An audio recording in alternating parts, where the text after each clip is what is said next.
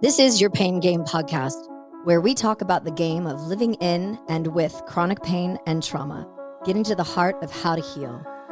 I am your host, Lyndsay Soprano.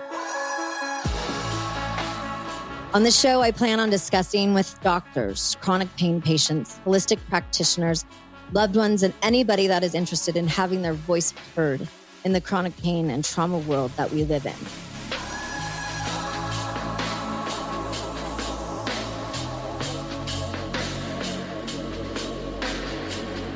Lately, I have been talking a lot about food and nutrition and gut issues, which I have all kinds of problems with all three of those things. And I will continue to do so on this show because of the importance of nutrition. Because what I am learning the hard way is that I need to love myself enough to feed my body and to nourish it. And when you come from places of trauma and despair and sadness and depression and anxiety and stress and blah, blah, blah, which we all have had in our own ways, food tends to be the last thing we think about. And I'm not really quite sure why that's the case. One of my recent guests, Shelley Loving, on episode 32, she and I talked about the relationship that we have with food. And one of the main things that stood out about that episode was a statement that she said, which was the longest relationship that we will ever have in our life is with food. But it's such a powerful statement, right? And so it's incredibly humbling for me to hear stuff like that and for me to be as vulnerable as I am on the show talking about my eating disorder, which we now know. And here I am recording with this sweet little hottie toddy that you're going to see in a minute, or not see, you're not going to see her, but I'm getting to see her. Hear her in a minute. About the fact that it's 12:30 Pacific Standard Time and all day today, the only thing I've had is a banana. And all I want to do is eat like 20 tacos. So we do need that to know that Lyndsay wants to eat, but she only wants to eat tacos. So we're going to keep rolling with that in the meantime. But how do we change this? How do we change our relationships with food? Because there's no option. We have to freaking eat, and we have to eat well. Doesn't mean that we have to be perfect all the time. We can't guilt and shame ourselves when we make bad decisions, but everything starts there. Everything starts with food, which my guest today is going to talk about. We're also going to talk a little bit about the dangers of the diet culture, right? The role of food and the recovery of pain management, which ding, ding, ding, hello. And how our life experiences, our lived experiences have put a lot of us into our own kind of mini healthcare crisis. Right? And our healthcare system doesn't quite see it that way. So anyways, we got to get a damn grip on nutrition in this country. And I'm preaching to my own little out of tune choir here. But today, so without further ado, I'd like to introduce to you my cutie pie guest today, Adrien Paczosa. Hey, girl. Hey, oh my gosh. I am so excited. Let's go get tacos right now. Yes. Well, and you're from Austin. So like, hello, yummy tacos in Texas. I miss Austin. I lived there briefly, but man, it was so amazing. The food. And I don't know where the relationship changed with me with food. I really just don't. Maybe you should just come back to Austin and all will be magically fixed. So you've had more than 20 years of experience in the dietetic field with a focus on eating disorders, neurochemistry, nutrition, and all of these different things. You're the owner and chief clinical officer of Nourish, which is based out of Austin, Texas, like we said.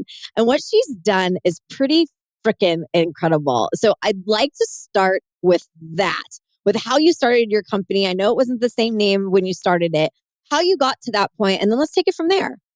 It was a bumpy road.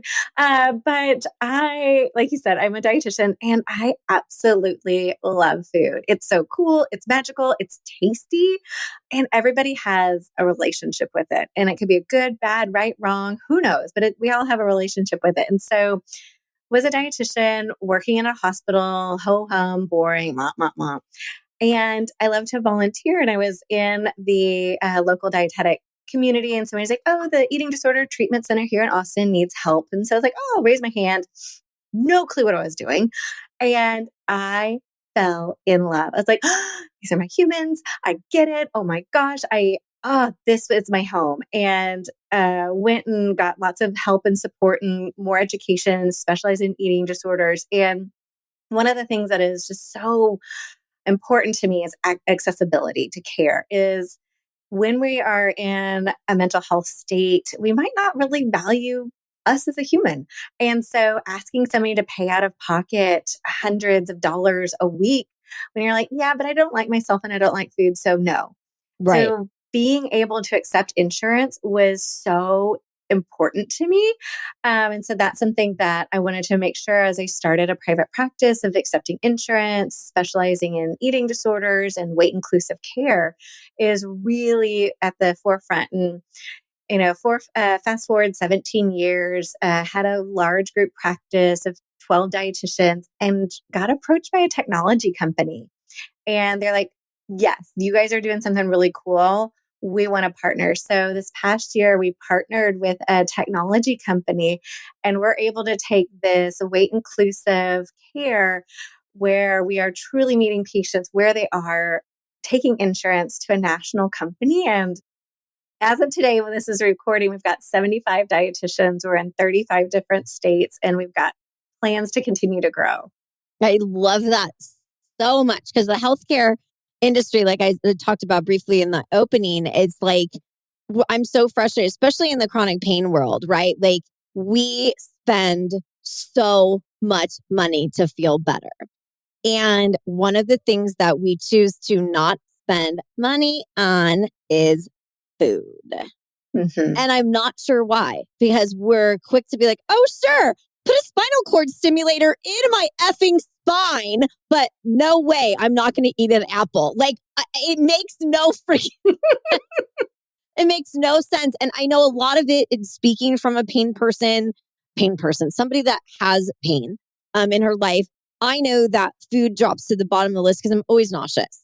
I'm always sick to my stomach. That's what pain does. And so like the last thing you want to do is like, oh, great. I'm going to like, no, I don't want to smell food. I don't want to look at food. I don't want to think about it. And that's something that I have to change within myself and my mindset and the dialogue and the narrative that I talk to myself about every day, because I know that narrative and that little voice is a real nasty little bitch. She is. And I'm like, yeah. God, I just need to fling her off my shoulder and get the other one out here. And I don't know which one she is, whether she's the angel or the devil. I feel like maybe the devil is probably one I should listen to because she really wants me to get healthier, like badass style. The angel's like, just do whatever. Everything's going to be fine. No, it's not. Go eat the tacos. Yes. Eat the tacos. Do it. And that's something that's really interesting. I like that you said that because when it comes to nutrition, I've hired this person and that person and done this and all these different things. And everything at the start of the program is don't do this. It's never do this. And then let's chit chat. The bottom line is start putting food in your body. We don't care if it's gluten. We don't care if it's cheese. We don't care if it's wine. We don't care if it's this, if it's that. Give your body something. So what I'm frustrated with is that other approach, which is not yours, which is just don't do any of these things. I'm like, how does that set me up for success to tell me to not do anything? Yeah. Can you talk about that a little bit and how you do with that in Nourish? Yeah. So we really don't believe food is the enemy. Food isn't the bad guy.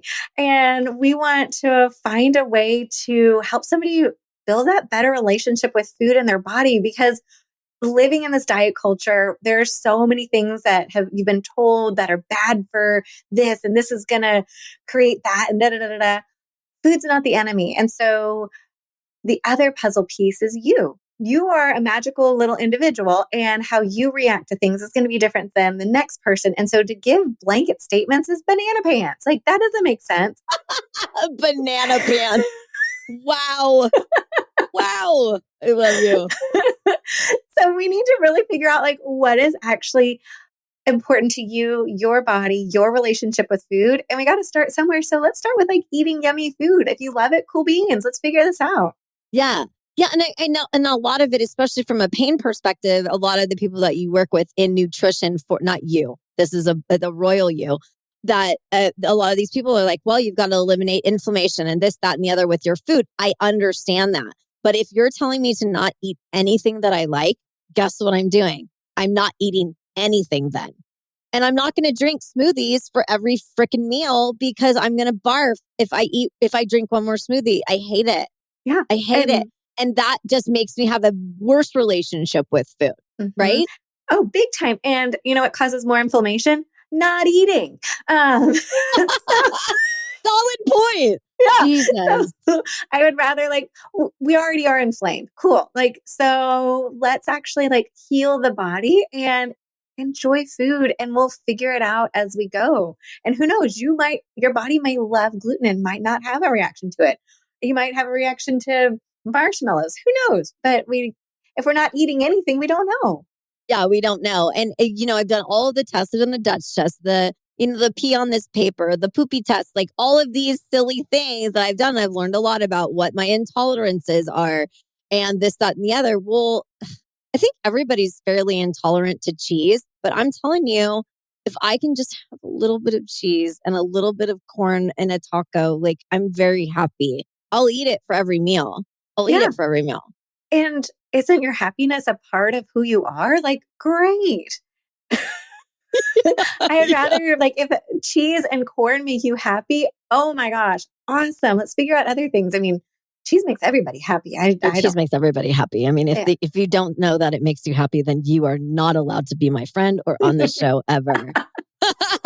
So with Nourish, talk to me a little bit about how I don't like the word onboard, but I'm going to use that because that's just what the term I'm using. So how do we onboard with you and get involved with your organization? And how does that process work? Because I know that I've already started going through the process with you, but I'd like our listeners to hear.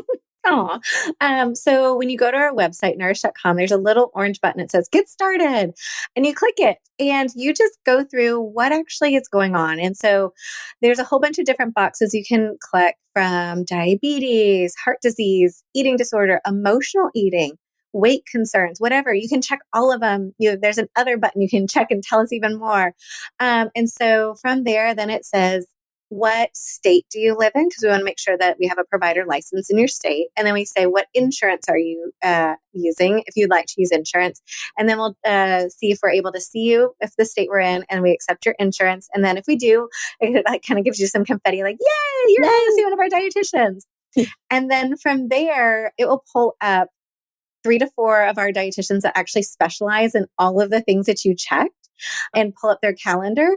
And you can schedule right then and there of I want to see this person at this time. And you get on their calendar, and it's all virtual. So when that day comes, you just click on the link that will be sent to you, and you get to talk to your dietitian. And that first appointment, everyone's like, oh, I'm going to walk away with X, Y, and Z. And it's not that, because we want to get to know you. You have so much going on, your past medical history, your current medical history. What medications are you on? What is your current lived experience in life? What is it like to be you? When do you wake up? When do you eat? What do you eat? What do you like to eat? How are the weekends different? Do you grocery shop? Do you like grocery shopping? Do you cook? Do you know how to cook? We are going to know everything. Do you poop? What's your poop like? We like to know it all. Do you do bottomless mimosas on Sunday mornings? Yes, We want to know. Yes. And where do you go? Because we might want to go too. And so the reason is, we want to get as much of a comprehensive idea of you so that we can start to tailor a plan. And we're going to give some ideas of okay, between now and the next time I see you, let's try adding in X, Y, and Z and see what happens. Because we want to make sure that we're not giving you a ton of stuff, because you have a life. You are dealing with so much. If I said, eat X, Y, and Z, this, and this, you'd be like, I don't even know where to begin. It feels too much. It feels overwhelming. And I stop. And so small changes for long-term behavior changes is what we're all about. And because we take insurance, we get to see you weekly. And most of our patients are covered at 100%. And so why not? We got to get something out of this healthcare system. Yeah. So come and talk to us. I love that approach where you just start eating, especially because I know that you guys focus a lot on the eating disorder part, which was super important for me when I found you. And I never would have thought that I would have said the words, I have an eating disorder, because I even right now I'm kind of Is it just because I'm not a lazy human being? That is not it. Like, I am not lazy. Like, if there's anybody on this planet that knows me, lazy would not come into the terminology with that. When it comes with food, I just avoid.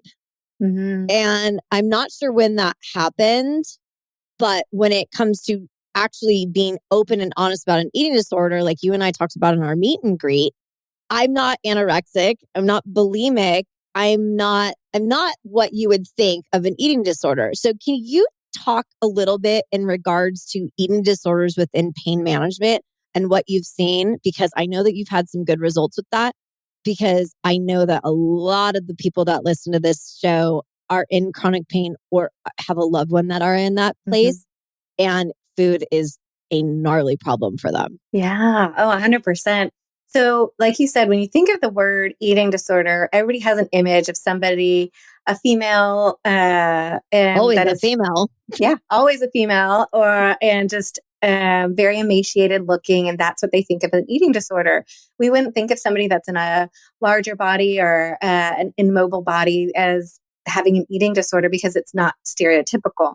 And so, truly, like, I think really taking away those labels of anorexic, bulimic, there's so many other ways to describe an eating disorder. And so, what I always think about is somehow our relationship with food and somehow our beliefs of who we are got stuck together. And that's kind of the disordered eating. And so, it might be, I'm not worthy of eating. Every time I look at food, I get nauseous and I'm fearful because I don't want to throw up because all I've done is throw up today. I hurt and I know if I chew and have to stand up because I got to go poop, it hurts. So I'm just not going to eat. So there's so much that can be tied up with our relationship with food that it's just like, it's not worth it. I'm not worth it. And even with a lot of with PTSD, there's so much research showing that with PTSD that there's a lot of gastrointestinal GI issues. And so it might be, every time I eat, I'm bloated or I have diarrhea or constipation. So it's just not worth it. Or we might have had traumatic experiences with food. Every time I eat X, Y, and Z, it reminds me of this one traumatic event.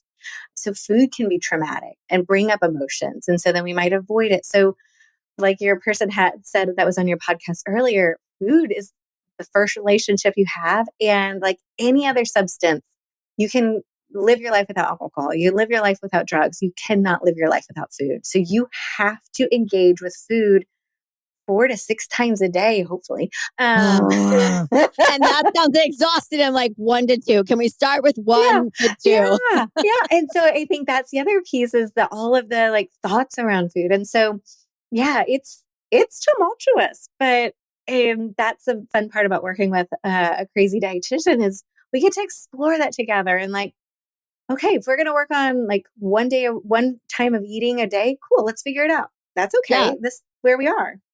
Well, and for me, like, my biggest thing, and this is pretty standard, I would think, is that when you eat breakfast, you actually set yourself up for the day and you're hungry all day. So you eat. When you do things like me, where, like I said, I've had a banana today, it's almost 1 o'clock Pacific Standard Time. I won't eat until probably 5 or 6 tonight. If you had seen her face just now. Exactly. Because I'm busy, I'm doing my thing. I'm like, I don't like eating at my desk because that means there's crumbs and there's stuff on my keyboard and I don't like that. And that's the OCD in me. But I'm like, I'm also alone during the week because my sweetie's not here until Friday, Saturday, Sunday. And so Monday through Thursday, I suck. When we're together, we eat. I eat with him like nobody's business. He eats with me and he eats healthier. When we're not together during our week stuff, I eat nothing and he eats like shit. So I mean, it's like we've got two completely different relationships with food. Mm-hmm. So what do we do in relationship to what's the importance with food and mood and that pain management side of it? All of it. It's all important. Yeah. Yeah. Okay, next topic. And done. So just eat. And Yeah. food. If it was that easy, but I know. but what you said really was interesting. You said if you wake up and you eat, like you kind of like, oh, then I have to eat all day. Yeah. And some people get annoyed by that, but that is actually like you want to give your body a high five. You're like, yes, body, you're doing it because that is actually your metabolism working. And your metabolism isn't like, oh, how much fat can I lose? It is actually your like energy capacity. Like you have actually cranked up your like Corvette engine and you are revved up. So you got to like feed that motor. So that is actually your body working and saying like, hey, remember me? I'm Hello. actually, Hi. hello. Yeah, I'm kind of important. Feed me, feed me. So that's actually like a really cool sign. And I love that for pain patients because a lot of times they have that identifying factor of like, my body's broken. And so if you can like notice that your body is working, so weird. And so I think that's one of the things is that I also love to work with patients is like, look at all the great ways your body is working. You are digesting food and you didn't have to do it. Your body isn't breaking. It isn't broken. And so I think that's another really powerful thing with food and how it all connects with our brain chemistry. So every neurochemical, so serotonin, dopamine, norepinephrine, GABA, all of those things. So those are the things that make us happy and sad and excited start with food. So if we don't have food coming in, our ability to be happy is not as magical as it could be. Our ability to relax so gamma helps us to relax is not there. Our ability to bounce back from depression is not there. So food is so important for our mental health, our mood regulations. And if we're not eating, our anxiety triples. Just a little nugget for Ah, you. jeez Louise, woman, lemon squeeze. Okay, so I get that. And I know that it's not like me to not be hyper vigilant and take on every single thing on the planet. I don't know where this disconnect is coming from. So it's something that I'm definitely working on. So now we've got the people that don't necessarily love food, like me, for Mhm. example. What do we do and how do we talk about nourishing people that love food, but love the wrong food? So in my world, I always say there's no such thing as good, bad, right, wrong food. All food fits. From if you love cheesy poofs to kale, rock star. I don't want somebody to eat a bucket of kale at every meal, nor do I want to be their friend because oh my, they would Ew. just yeah, Ew. Yeah. ew on Ew. so many You say levels. kale, I'm like, and scene. Yeah, yeah, yeah. And so it's finding the balance. So I think that's the other piece is when we start to demonize food, it also affects how we believe ourselves. Like, oh, I ate a cheesy poof. I'm a bad human. No, you're not a bad human, nor cheesy poof bad. It was just there and you ate it and cool. Let's move on. So I really think that's one of the things is how do we stop attaching value and our self value and our self worth to food? It's a one time thing in 24 hours, you're going to poop it out anyways. Cool. So let's figure out, did you feel good? When you ate cheesy poofs, did you feel good? Was it amazing or was it, I felt okay? Or like, did it cause you to have diarrhea? If it did, maybe cheesy poofs aren't for you. If it felt good, great, have them. I love that cheesy poof is your example. So I'm using I'm using this example on my side because I am struggling to be the healthy spouse that can help provide better food for my dude, right?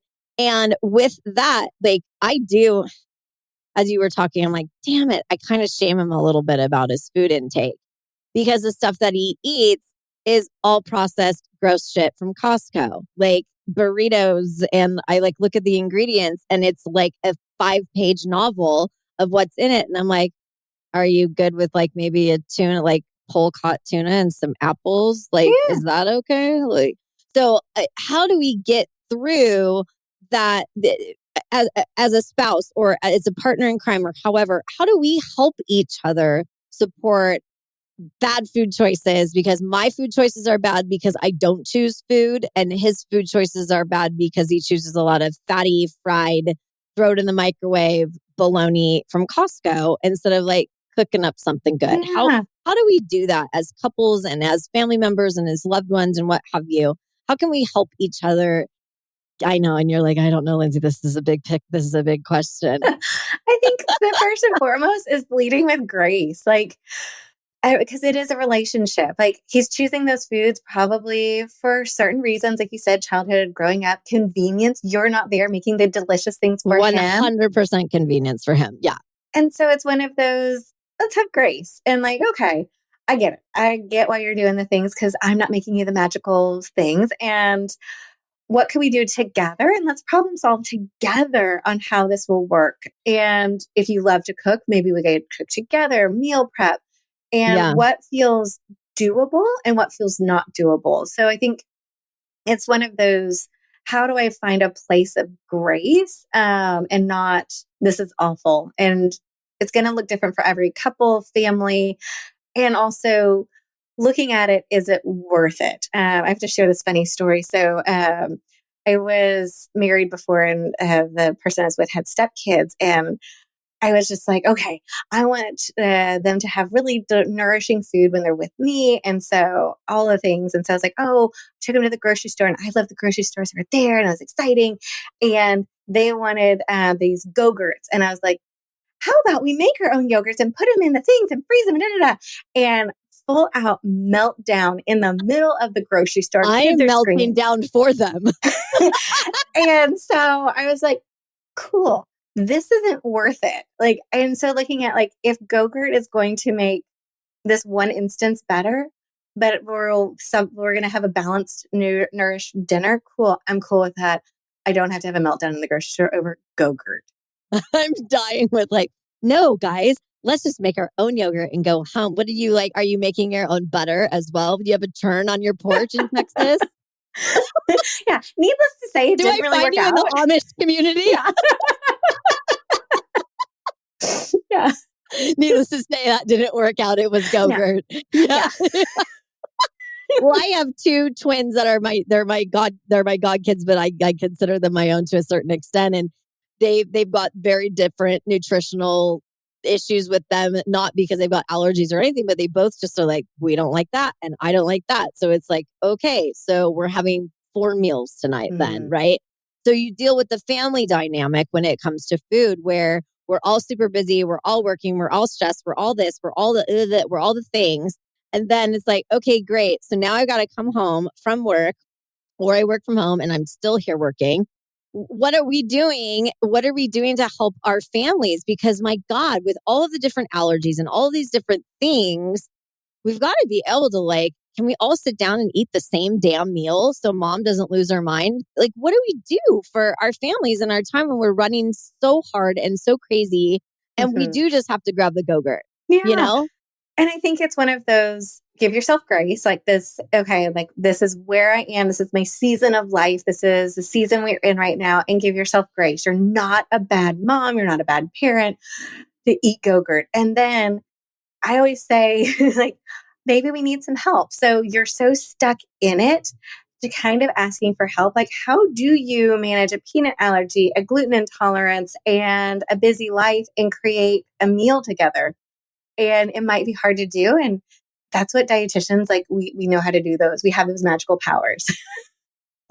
You're like a little superwoman, you know? Yeah. You're a little cape. Well, you just need to fly right on into Los Angeles and superwoman a lot of people in my life. But I think that it's one of those things where I've got a lot of friends that have that same dynamic that you were talking about, where there's these intolerances and there's all of these things. Did we used to have all of these intolerances to food? No, we did not. So No. where did these come from? Oh, that's a whole other ball of wax. I know. I mean, I do everything like not in GMO, not this, happy chicken, happy this, happy that, like grain free. I mean, it's like the list of things. And then you watch these shows on Netflix, these documentaries like Food Inc. And like the one, I forget the name of it, about the fishing. And it's like, oh my God, I'm never eating tuna again. Like, I'm like, I don't even want to eat anything. And a lot of that scared tactic, I don't know how great that is for us, because people like me, who is very, very socially concerned about our environment and socially worried about our animals and how they're treated, because if a cow eats this, we're eating that. If they're stressed and their collagen, yes, their collagen, Lyndsay. You know what I'm saying? Their cortisol goes up. All of that stuff we're ingesting. And so I don't eat animals, big picture, certainly not beef and pork, but that's my own decision. But what do we do with our food here? Because one of the things that when we travel and we go abroad, and we're in Europe or what have you, no problem eating this one over here. I eat anything almost and everything that was within my wheelhouse. Like, obviously no beef and pork and so on. But I never have stomach discomfort. I don't need to eat a ton. I'm happy to eat. The food smells good. It tastes she's so cute right now. It tastes good. It's wonderful. And then we get back here and we're like, gross. So how do we deal with the grossness of America? Well, No Pandora, pressure. let's open No that box. pressure. Yeah. Oh my. I know. Well, I'm hard hitting. Yeah.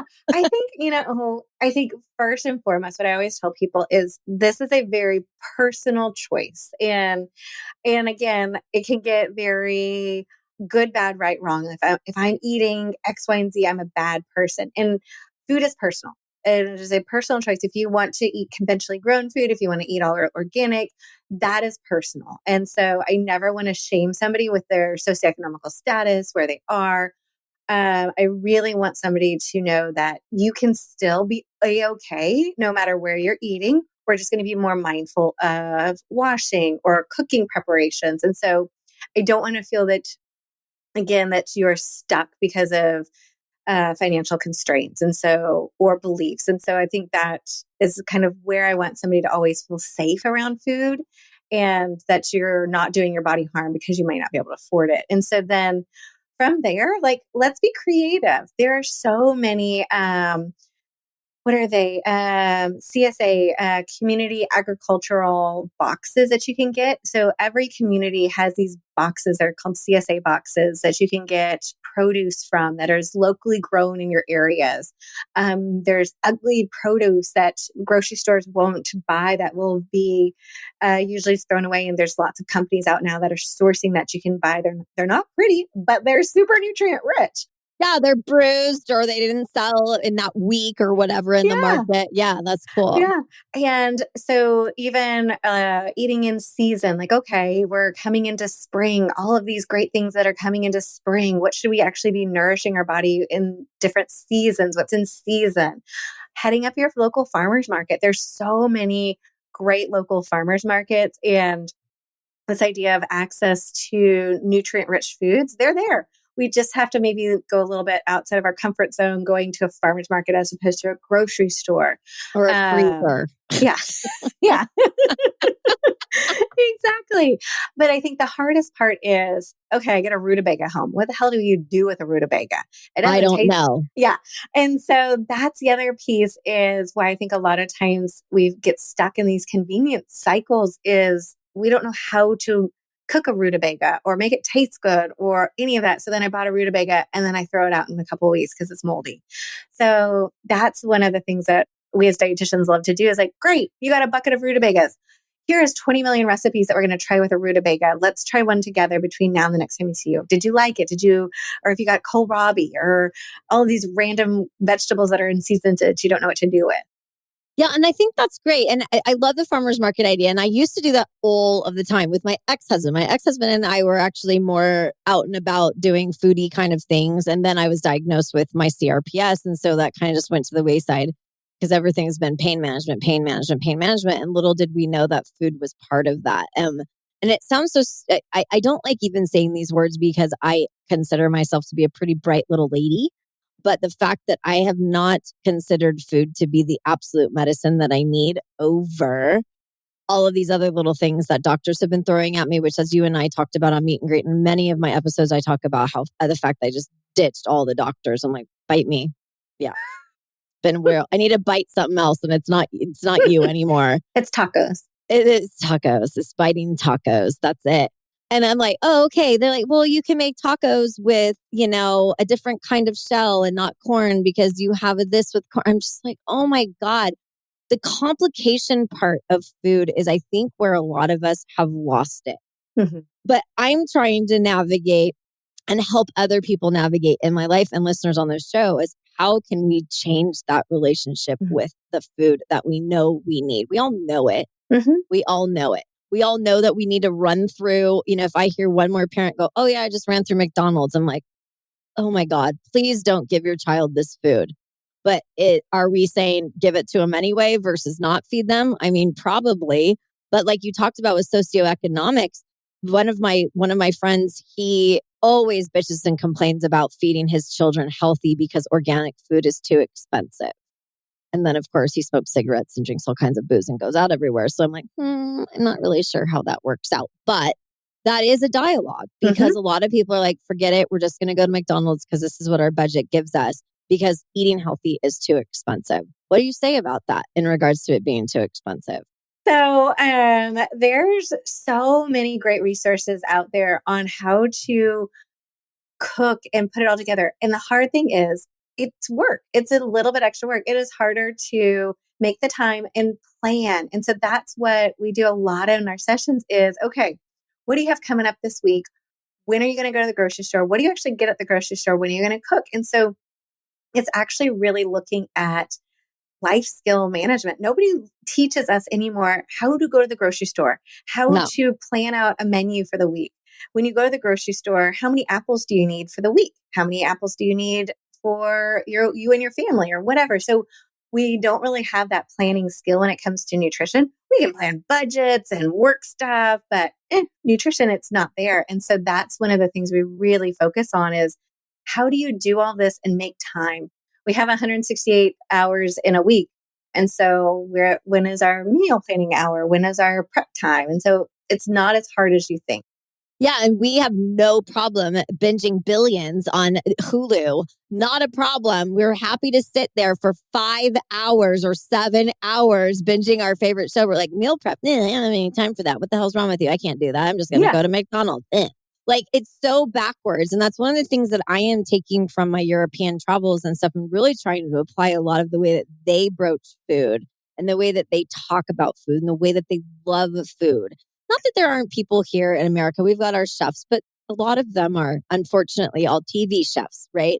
So that's what we know is, we've got to yell and scream at people in Hell's Kitchen to make things work. And I can tell you right now, the last thing I need is someone screaming and shouting at me while I'm making a sauce in my kitchen.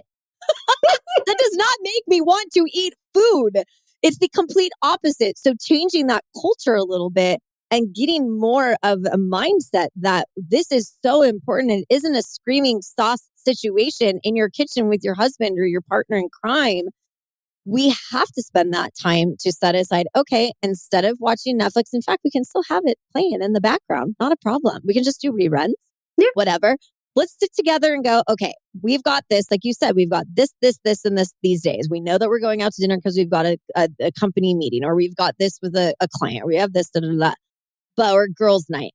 In the middle of all of that, we still have to have a good, sustainable, plan for the week. Mm-hmm. So what do you say in regards to balancing out when we do have to go out to eat, when we do have to have these client meetings where we are traveling, where we're not necessarily like in our own kitchen? What can we do to kind of have a better balance with that? Yeah. Honor your hunger. First and foremost, if you're hungry, eat. Weird. Shocking. Rocket science. I know. So much craziness. So honor your hunger and stand up for it. I think that's the other thing is a lot of times like, oh, I'm hungry. I can just wait. Like, no, I'm not going to pay attention to what anybody's saying. So I need to take care of myself. It's a form of self-care is honoring your hunger. Also, what tastes good? Because like you said, you have the itty bitty shitty committee telling you what you should do and what you shouldn't do. And you're like, oh, I should eat a salad. You know damn well in like 30 minutes, you're going to be hungry again. And you have got back-to-back meetings. Maybe we should have a sandwich. Maybe we should have a little bit something more sustainable. And it actually does sound way better than like a boring ass salad. Oh my God. Seriously. Thank you. Thank you. Can everybody please give her a round of applause about salads? In fact, when I went through this whole like testing, which you and I talked about, but I went through all of my like testing on the planet about my body, my gut, my this, my that. And one of the number one things for me to not eat is lettuce. Nice. I was like, yes. I don't have to eat salads ever again. Oh, that's awesome. So I think, honor your hunger, respect yourself. If you're hungry, eat. If you're not, don't. And know, choose what you really want to eat. And then one of my other things, and this is just something I always think about is, would I ever cook this at home? Oh, I like that. I like Yeah. that a lot. You're like, would I actually do this whole thing right here? Yeah. Okay. So for me, I will probably not make a lot of fishes during the week. That's just something my family doesn't always enjoy. So I'm like, I want fish when I go out. That is something that I'm always like craving or, good fish tacos. Oh, yes. Ugh, you had me at taco. So I think that's another, and that's just something for me personally, but I think it's something, what is something that I probably won't ever cook at home?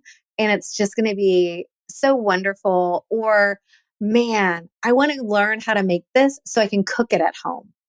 Oh, I like that. That's good too. Yeah, because there's a lot of amazingly wonderful food out there when we go out to eat. The prices have gone up, as we all know. It's like, why is this taco $22? Like, this is insane. Oh, and I think also the idea of cooking at home, it doesn't have to be gourmet. It could be literally the easiest thing. Like, oh, okay, tonight is grilled cheese sandwiches and tomato soup. We've all had that in possibly in our childhoods, but how can I maybe make it a little bit different? And it doesn't have to be gourmet, but it also doesn't have to have like a sauce and a marmalade goobly gop on the side and all of that. Gold leaf presentation. Yeah, Like, no. and I think that's a lot of our food culture too, is it's like you've got all these chefs, you've got all these amazing cookbooks and all these people. And then you've got all of these food services that are like, I mean, we get them all in the mail, Hello Fresh and Blue Apron and all of these things. My God, they take Yes. forever to cook. And the recipes are all out of order from the way my brain would work. I'm like, why would I ever do that before I would do this? And then it just got frustrating. We were like, forget it. We're not doing this. But they're like, they call for like 17,000 spices. I'm like, oh my God, I use cumin and cumin. Just give me a recipe that I can just put cumin in and I'm good. I put cumin in everything, including pancakes and eggs. It is just an amazing spice. But I like that about how everything doesn't have to be gourmet. That's No. wonderful because we get our beautiful magazines. We've got, you know, real food, real life, whatever they're all called, and Better Homes and Jones, like all of these different gourmet magazines.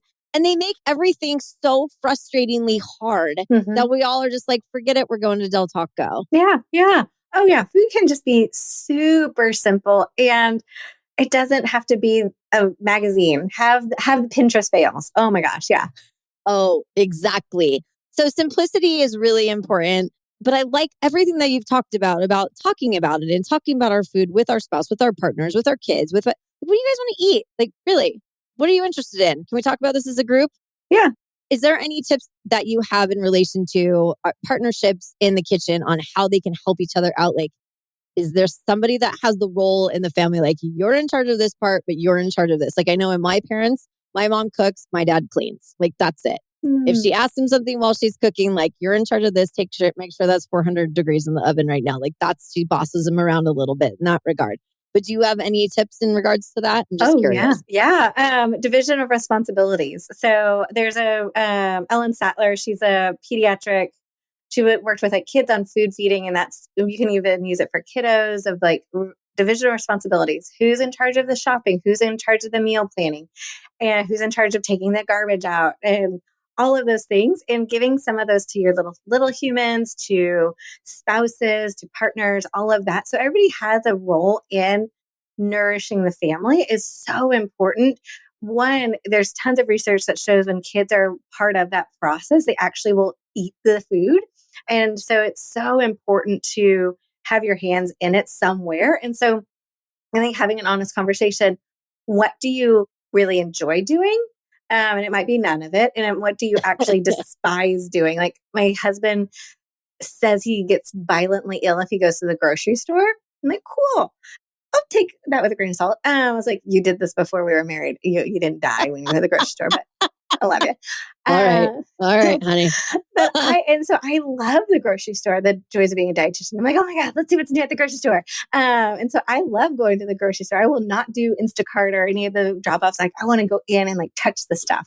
And so I think those are things of like, what actually is fun for you? What do you not prefer? And then what actually has to get done? Somebody does have to do the dishes. Somebody does Yeah. have to do that. And so maybe it's trading off. But I think if we don't have the conversations, then maybe nobody does it. And then if then we get mad at each other. And that That's doesn't right. work. Then there's resentment that comes in. And then there's resentment around food. And then we're like, you know what? Never mind. I'm never making a good meal for you ever again or what have you. But I think these are all really good things. I mean, we've covered a lot, sweetie pie. Oh my God. I know. We've covered eating disorders. We've covered the healthcare crisis. We've talked, well, and I like that you use disordered eating instead of eating disorder. Same words. For some reason, it sounds better having it being disordered eating instead of eating disorder, because eating disorder goes into what you said, where it's like, it's automatically you're bulimic or you're anorexic. I'm like, that's not either of those things. I don't put my fingers down my throat. I do not eat, but it's not because I look in the mirror and I'm like, oh my God, I'm too fat. No. So that body dysmorphic thing doesn't have anything to do with my disordered eating. So thank you for affirming me on that and making me feel a little bit better about it, because I've been kind of beating myself up about it. I'm like, what? How in God's name did I end up here? You know? But now I'm starting to learn that I've been given some tools, not only just by you, but by a couple other people that have been on the show as well, about how we can have a better relationship with food. And I am so proud of you for what you've done. And the health insurance part for your company is so astoundingly wonderful, because a lot of people that live in our world cannot afford to pay for their personal everything, you know?